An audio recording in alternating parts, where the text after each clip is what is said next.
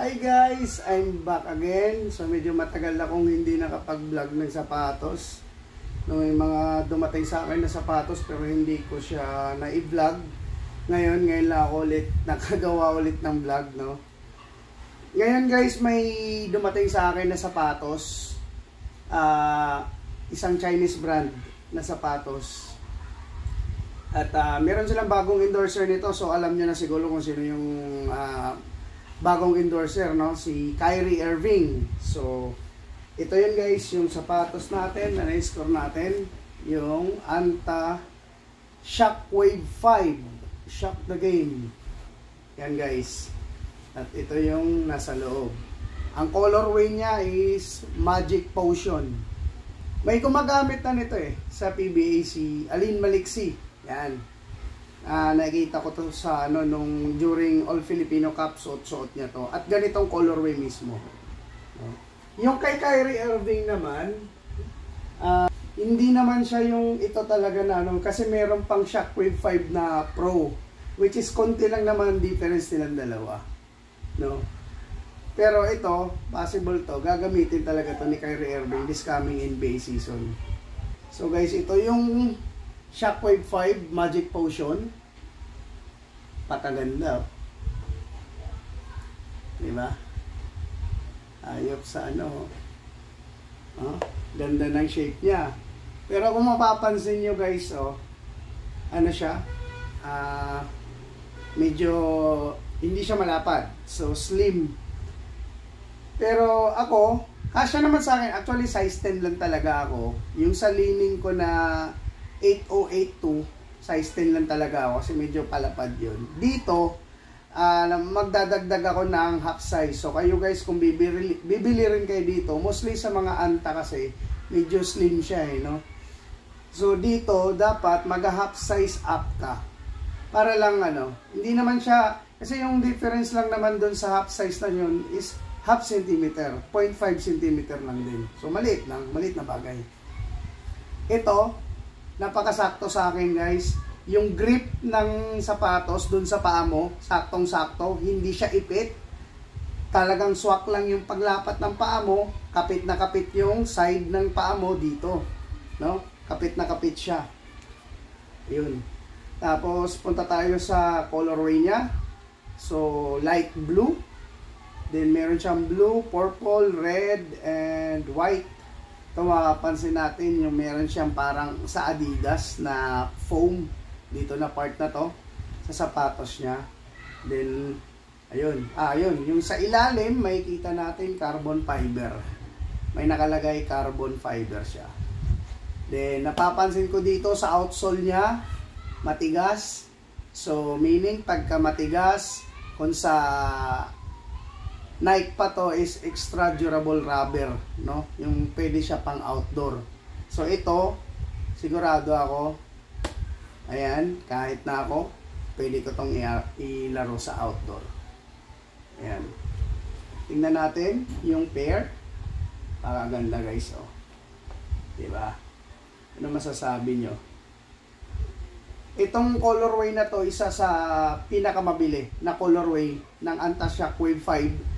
Kasama na yung dark matter, no, yung black niya na ganito rin yung kulay ng ng yung sa logo ng Anta. Si Aline Maliksi, nakita ko sinuot niya to. Siguro wala na siyang kontrata doon sa Under Armour kasi Under Armour yun puro carry yung ginagamit dun sa Kasibolik. Din ito napansin ko nung nakaraan ginamit niya. So medyo kumaga naging hot topic tong shoes na to kasi nga si Kyrie nawalan na ng kontrata doon sa Nike. Then suddenly nagpakita siya ng isang picture, suot niya yung Anta brand, which is ganitong shoes yung kinuha niya, yung all black. Siya ng all black nito. At isa sa mga hinihintay natin na susuotin niya sa next season. Kayo guys, kung kayo tatanungin, ano masasabi niyo sa shoes na to? Sa akin lang, kasi nakapag-fit na ako nito sa tawag nito, sa Anta Robinson's Magnolia. nakapag-fit ako nito, talagang 10.5 ako. Nag-add ako ng half kasi medyo nung totoong size ko na size 10, medyo ipit na yung side ng paa ko, yung dito na portion, naiipit na siya. So, hindi siya, kailangan mo talagang mag-add. Although, yun, medyo hahaba kasi pahaba siya, oh. Ayan. Tapos, ito naman is made of nitrogen technology, ang gamit niya. Para swabe yung laro mo. At saka yung titingnan mo yung weight niya, hindi siya mabigat, di rin naman ganong magaan. Kasi yung pinakamagaan talaga sa lahat ng sapatos ng basketball na suot ko is yung kay Jason Tatum. Napakagaan, parang ang hirap ilaro sa, ewan ko kung tatagal o hindi. Ayan guys, kung kayo tatanungin ko, panalo ba to sa inyo? Sa colorway na to? Kasi ako, kung ako tatanungin nyo, ito, yung materialis pa lang niya, hindi siya tinipid. Talagang hindi siya tinipid, guys. Hindi siya tinipid. Materialis pa lang niya dito, hindi siya tinipid. Matibay siya. So, dito pa lang, makapal na. Kukumpara mo nga to sa Giannis, yung Giannis 5, hindi yung bago yung Giannis 5 na bagong release, hindi yung ngayon, yung 6. Yung Giannis 5 niya, nalalambutan ako dito Parang walang support. Tsaka pagka sinuot mo, nagkaka-crease ka agad dito.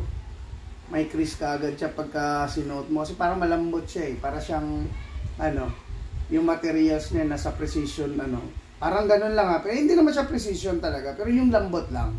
Parang ganun siya sa precision. Yan. So guys, kung kayo tatanungin, is it a cup or drop? Ang SRP nito is 7,995 pesos. So, not bad. Sa niya, tingin ko sa SRP, not bad. Kasi may mga ibang sapatos nga medyo, ito 7,995. So, mga Kevin Durant yung niya. Tsaka tiwala naman tayo pagka sinabing anta, talagang matibay gumawa ang anta. Hindi nila tinitipid sa materialis. Yan. Yun lang guys. Sige, sana kung gusto niyo to, kayo ng pair, umili kayo, subukan nyo rin. Basta yung sinasabi ko sa inyo, mag half size up kayo. Para at least hindi naman kumbaga nakukompress yung paa nyo sa loob kasi simisnag talaga, nakikita nyo naman Okay guys, thank you.